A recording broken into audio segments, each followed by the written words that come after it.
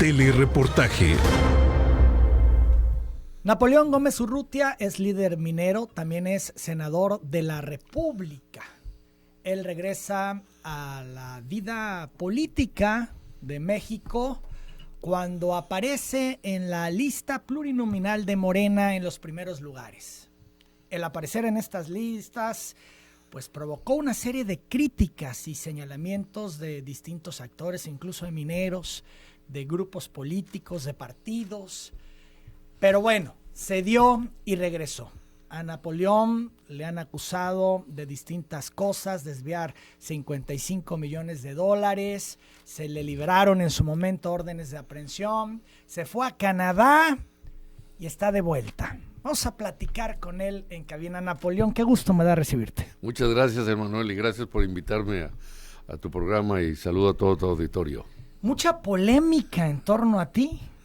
Bueno, siempre cuando uno trata de resolver las cosas y hacerlas de la mejor manera posible, en beneficio de los que representamos, los trabajadores, defender sus derechos, defender las mejores condiciones de trabajo, siempre hay intereses que se oponen, de los que no quieren cambiar las cosas y de los que siempre han estado acostumbrados a explotar a los trabajadores, a los recursos naturales del país, sin ningún límite. Entonces, cuando sienten que alguien está cambiando, democratizando, luchando por mejores salarios, prestaciones, condiciones de trabajo, de salud, de seguridad, pues obviamente no les gusta y comienzan los ataques, las críticas y campañas de desprestigio amplias. Ahora, esto más allá de campañas de desprestigio, Napoleón, el tema de la acusación, el señalamiento de desviar estos 55 millones de dólares, hasta órdenes de aprehensión se liberaron en tu contra. ¿Cuál es el fondo? ¿Cómo lo explicas? Bueno, la realidad es que esto se inicia a partir de la tragedia de la explosión de una mina de carbón en el norte de México, en Coahuila, la mina de Pasta de Conchos, donde 65 trabajadores mineros perdieron la vida como resultado de la irresponsabilidad, y así lo hemos catalogado, de la negligencia criminal de esta empresa que nunca quiso corregir todas las deficiencias que se estaban reportando a través de la Comisión Mixta de Seguridad e Higiene. Entonces, cuando sucede la tragedia y mueren los 65 trabajadores, pues de inmediato nos abocamos a buscar el rescate porque no sabíamos si estaban con vida o sin ella. Y cuando decide de repente el secretario de Trabajo y Previsión Social del gobierno de Vicente Fox, un ingeniero químico llamado Francisco Javier Salazar, de repente decide sellar la mina, cerrarla, suspender el rescate al quinto día de tratar de encontrar a los trabajadores sin saber si estaban vivos o muertos, bueno, pues entonces yo acuso a la empresa de homicidio industrial por este abandono. Eso no se hace ni en las guerras que se dedican. Vimos el caso de Chile en su momento, cuando Así se es. quedan atrapados unos mineros, Sí. y todo el procedimiento de rescate, ¿no? Exacto, eso sucedió 4 años después. La tragedia de Pasta de Conchos fue el 19 de febrero de 2006. La de Chile fue en 2010. Y fueron 33 trabajadores que 17 días después fueron rescatados todos con vida uno por uno.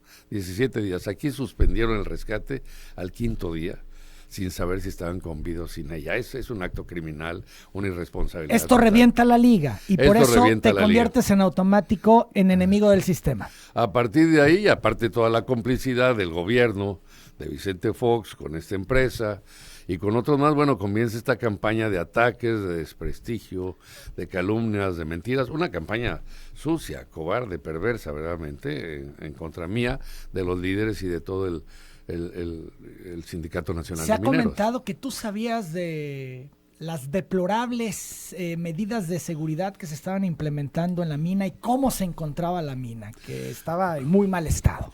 Bueno, estuvimos reportándolas constantemente. Por lo menos los últimos 3 reportes fueron del 24 de octubre de 2005, donde se reportaron 43 puntos de inseguridad y de riesgo. La empresa no corrigió nada de esto. En noviembre se hizo otra visita, a mediados de noviembre, después una tercera visita, y nunca lo corrigieron. Y claro, ¿por qué no corregían esto? Primero se sentían actuando en la impunidad, esa es la realidad.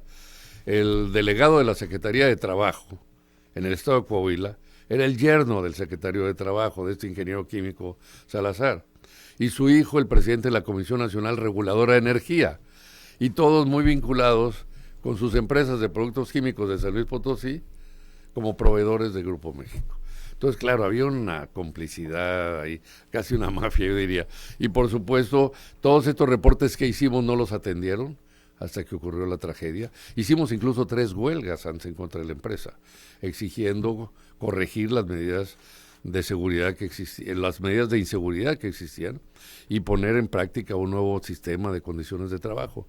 No hicieron caso hasta que sucedió. Iban por ganancias, iban por utilidades, no les importaba, ni hemos dicho, ni la salud ni la vida humana. Ahora, el señalamiento del desvío de recursos de este fideicomiso que se formó en su momento, Así me es. parece que en 1994.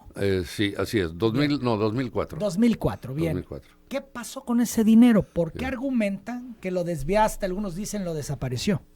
Es una mentira. Fue parte de esta campaña que diseñaron para desprestigiar. Gobierno para de la atacar. República Gobierno, con Grupo México. Con Grupo México, a través de la agencia Notimex, a través de toda esta estrategia de la Secretaría de Gobernación y, por supuesto, Grupo México. ¿El dinero estuvo, El dinero, se le dio a los claro, trabajadores? se le dio a los trabajadores. Los que mejor lo saben son los propios trabajadores. Son los que siempre reconocieron y agradecieron una parte de eso que se desvió. Pero quiero aclarar, el dinero era del sindicato, no de los trabajadores. Y así está en los escritos. A ver, Esto explíquenos viene- esto, Exacto. porque generalmente cuando uno observa este tipo de cosas, piensa que el dinero es de los trabajadores. No, esto lo desviaron justamente para provocar y promover ellos mismos las demandas con trabajadores incondicionales. Pero de ¿por ellos. qué tendría el sindicato ese monto tan grande, 55 Bueno, es que esto millones de viene dólares? esto viene de 1999. Compañía Mexicana de Cananea y Compañía Mexicana de Cobre, ambas de Grupo México, del señor Germán Feliciano Larrea Mota Velasco. Cuando se privatizan, se acuerda que un 5% de las acciones van a ser para el Sindicato Nacional de Trabajadores Mineros, para que lo utilice en lo que el sindicato decide en sus programas sociales, de fomento del deporte, de educación, de capacitación, de cualquier otro de estos recursos. Y entonces así se hace. Una parte de esto el sindicato, el Comité Ejecutivo Nacional, el Comité Técnico del Fideicomiso decide distribuir una parte de estos recursos. Y se hace, y los trabajadores, tenemos copias de todos los cheques, de los recibos y acuses de recibos que recibieron, más de 5,000 casos de esto. O sea, los recursos fueron distribuidos en una parte importante, casi la mitad de los recursos para los trabajadores, y lo recibieron. Entonces ellos comienzan con esta campaña así como que nunca lo recibieron, a fomentar traidores del sindicato, corruptos al sindicato que compró la empresa, para iniciar demandas. Algunos de ellos ni siquiera eran trabajadores en activos, y por eso se inició toda esta campaña, que está totalmente superada ya desde hace 5 años, pues desde el 2014 por lo menos, ¿no? Desafiaste al poderoso dueño de Grupo México, Germán Larrea. ¿Te arrepientes de haberlo hecho? No, de ninguna manera. Por todo lo que viviste y lo que vivió tu familia. Claro, no, de ninguna manera. El exilio. Valió la pena, te voy a decir. Persecución. Te voy a decir porque la verdad es una empresa que está considerada, Grupo México, de Germán Larrea, como una de las 10 empresas menos éticas del mundo, no de ¿Según quién? México. Según el Mining Watch, según las organizaciones internacionales de Naciones Unidas, que investigan el comportamiento ético de las empresas en el mundo. Y esa está en la lista de las 10 menos éticas. Entonces, primero, no respetan la vida de los trabajadores. Lo estamos viendo actualmente, a donde quiera que van, contaminan, provocan derrames, causan una destrucción totalmente al medio ambiente, a la flora, a la fauna. Entonces, no me arrepiento de eso, al contrario. Creo que hicimos bien, porque si nadie hubiera dado la cara, soy de los pocos, no solo en México, en el mundo, que se enfrenta al segundo hombre más rico del país en complicidad con el presidente de la República. O sea, al poder político y al poder económico. De los 3 hombres más ricos del país y de los últimos 3 expresidentes. Porque luego siguió Calderón, luego siguió también el gobierno de Peña Nieto con toda esta persecución política. Es una persecución política que en otros países, y así está catalogada, se considera como parte de una dictadura disfrazada o de un sistema dictatorial que actúa en contra de sus oponentes o de sus adversarios. Pero le pegó a tu imagen. Hay gente que le cree a ellos y no te cree a ti. Bueno, gastaron. En 2010, 4 años después, el presidente ejecutivo de la empresa reconoce en Nueva York que esta campaña, estos ataques les había costado hasta ese momento, 4 años después, la tragedia fue en 2006, en 2010, más de 4,000 millones de dólares, La No le importa, campaña sí. en tu contra. La el campaña en mi orquestar contra. todo, el escenario. El escenario. Es más, este señor Larrea, que verdaderamente es obsesivo, enfermizo, en algún momento un grupo de empresarios, y es uno de ellos, me lo comentó, les dijo que él estaba dispuesto a arriesgar su fortuna, imagínate a qué grado llegó, con tal de destruirme a mí, al Sindicato Nacional de Mineros y a los líderes. ¿Ya era una ¿Quién cuestión se sentía? personal, Napoleón? Pues él lo tomó personal, la verdad. Para nosotros era defender los derechos de los trabajadores, como lo seguimos haciendo desde entonces y lo seguimos haciendo y cada vez más. ¿Tuviste miedo? No, hubo muchas amenazas, incluso de muerte. La verdad, no pensé que llegaran a ese caso. Por eso fue también mi salida de México, porque al final todos mis compañeros líderes y mi familia me recomiendan que salga de México. Yo quería dar la batalla desde México, pero ya era una persecución. Fox estaba decidido a acabar conmigo, el sindicato, en complicidad, y Marta Sagún, porque al final eran grandes donadores, Grupo México y la REA de la Fundación Vamos México, donde se apropiaron todos estos recursos que nadie sabe dónde quedaron.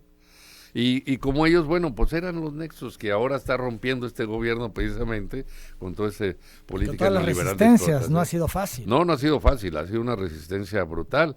Y gracias a que nosotros nos resistimos, luchamos y pude hacer desde el exilio, desde fuera, porque probablemente me obligaron a salir.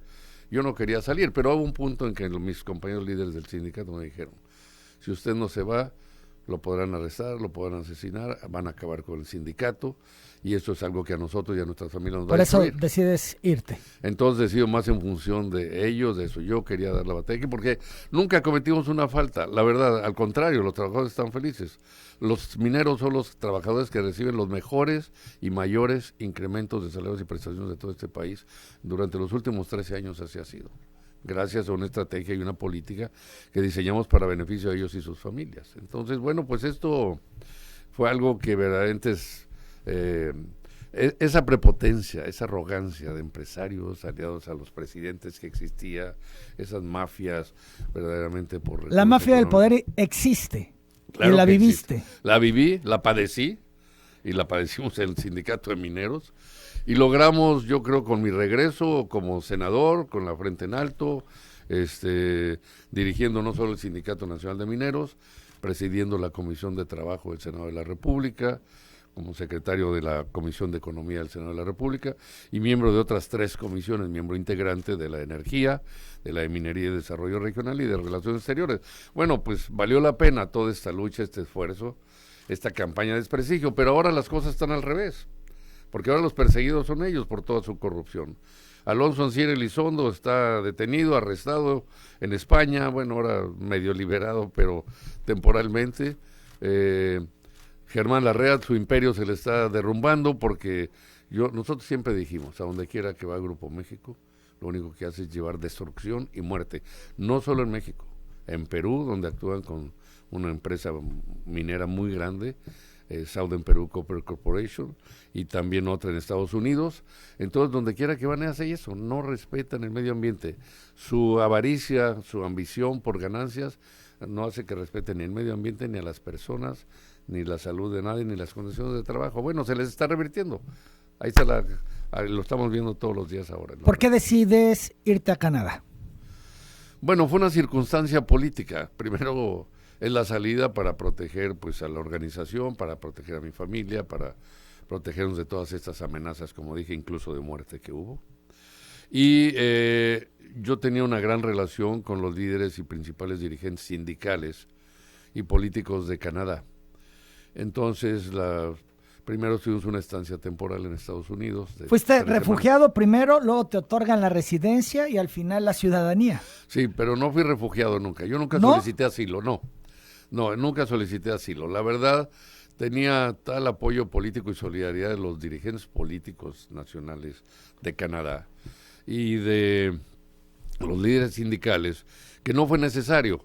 Yo comienzo primero, como todos, con un permiso de turista, luego un permiso de trabajo y después la residencia permanente. Y eso fue muy importante porque pues consolidó una posición de defensa.